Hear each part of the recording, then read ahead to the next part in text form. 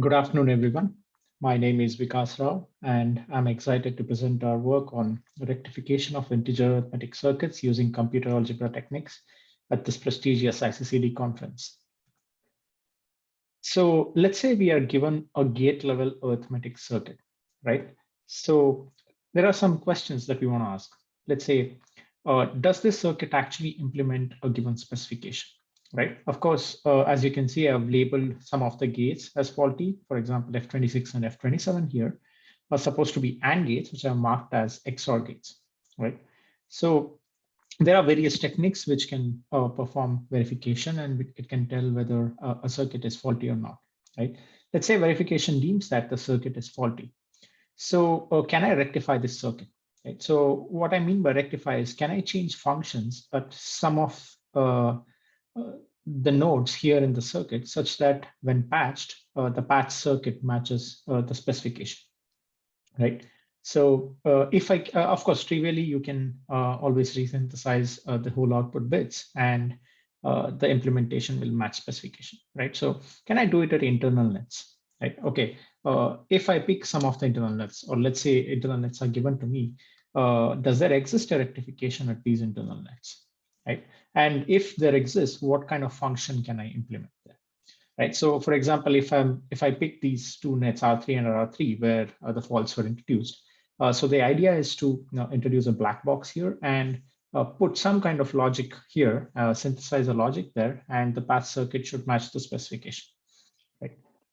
So traditionally, state-of-the-art techniques, they model this problem as a QPF, where, as you can see here, this cone RF corresponds to that black box. So does there exist some function that can be implemented in this black box such that for all primary inputs A, spec matches the implementation, right? So this QBF, it can be solved using partial equivalence checking or Craig interpolation, or most recently, people use incremental SAT solving.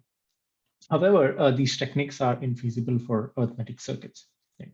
So our approach, we use an algebraic model. We basically, since we are targeting integer arithmetic circuits, we model this rectification problem over fields, right? So as opposed to integer rings. So the reason is because a lot of algebraic geometry results, they are well defined over fields as opposed to integer rings. And another thing is, this is a much bigger problem than verification, because verification is just a decision procedure, whereas rectification is a quantification procedure, right? So we end up computing functions which are in higher fields.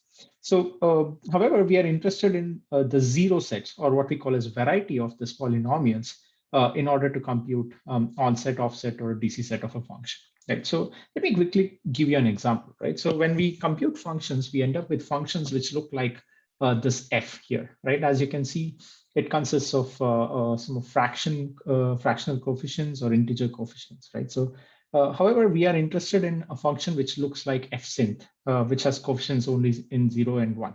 Right? So let me just quickly show you an evaluation of these polynomials, right? So if you evaluate f, as you can see, there are some points where it evaluates to 0 and some other points where it evaluates to non-zero values, right? It can be fraction as well.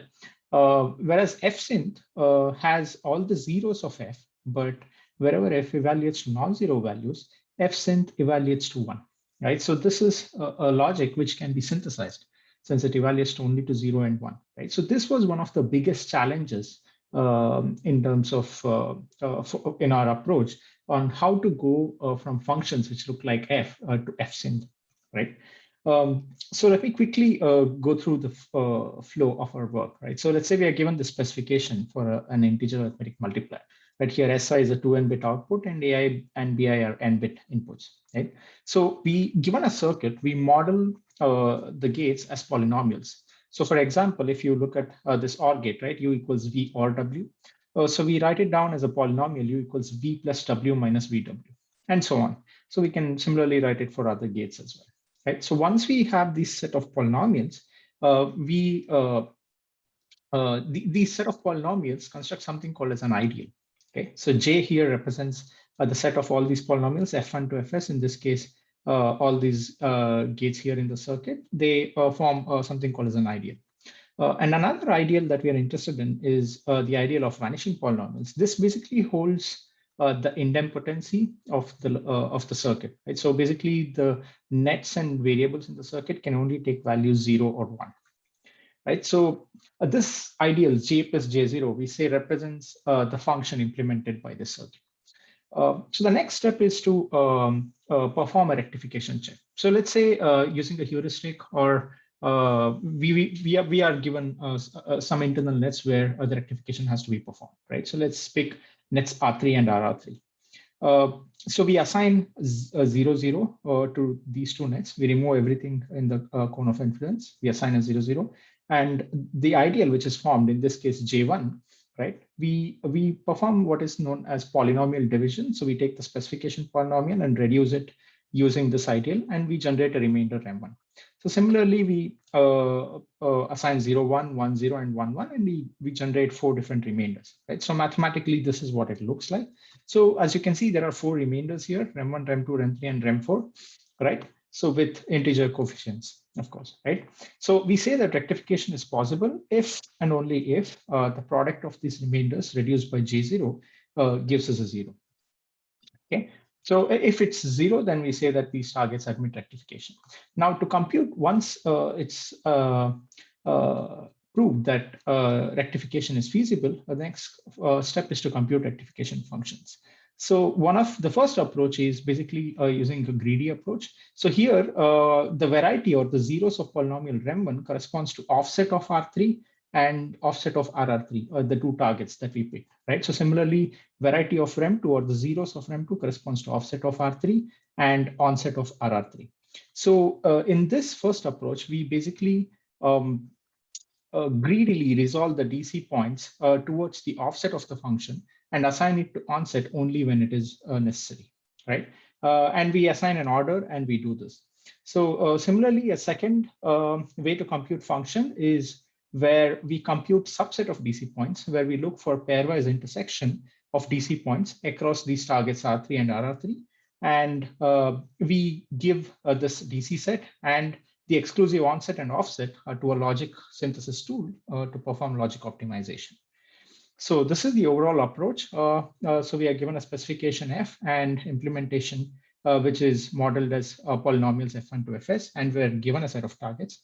So we use RevSEO or Amulet, the open source algebraic tools, to perform verification.